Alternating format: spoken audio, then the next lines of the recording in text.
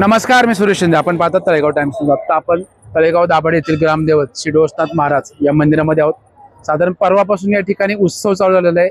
लाखो भाविक या ठिकाणी दर्शनासाठी सुद्धा येत असतात आणि या ठिकाणी जो उत्सव आहे 3 दिवस 4 दिवस यात्रा चालते त्या ठिकाणचा आनंद देखील घेत असतात. आपण लवकर जावाचा देखील एक व्हिडिओ जाणून आहोत. आता आपण मंदिर परिसर आहोत.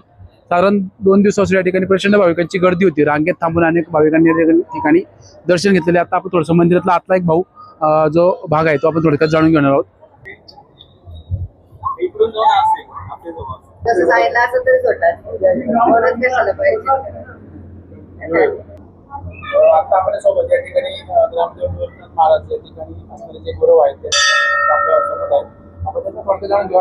गुरुजी नमस्कार. आज साधारण 2 दिवसामध्ये या ठिकाणी किती भाविक आले असतील, दर्शन किती लोकांनी घेतले असेल? तरी भाविक म्हटलं तर गुढीपाडव्याला जवळजवळ 1,00,000-1,50,000 तरी माणूस येऊन गेले आणि आज 3रा दिवस आहे. रोजचे 1,00,000-1,50,000 असे पब्लिक येऊन जाते आणि गावामध्ये 3-4 दिवसाचा कार्यक्रम चालू आहे. त्यामुळं बाहेरच्या गावातले लोक बरेचसे पाहण्यासाठी येतात आणि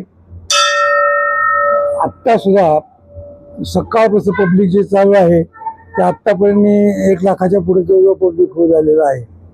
काल साधारण कुठपर्यंत रांग गेली होती? काल इथून जवळजवळ जर तसं पाहिलं तर राजवाड्यापर्यंत, म्हणजे कारण सारखं पब्लिक हटतच नव्हतं आणि लाईनीत इथं पोलीस बंदोबस्त चिकार होता. पोलीस बंदोबस्त आतमध्ये होता.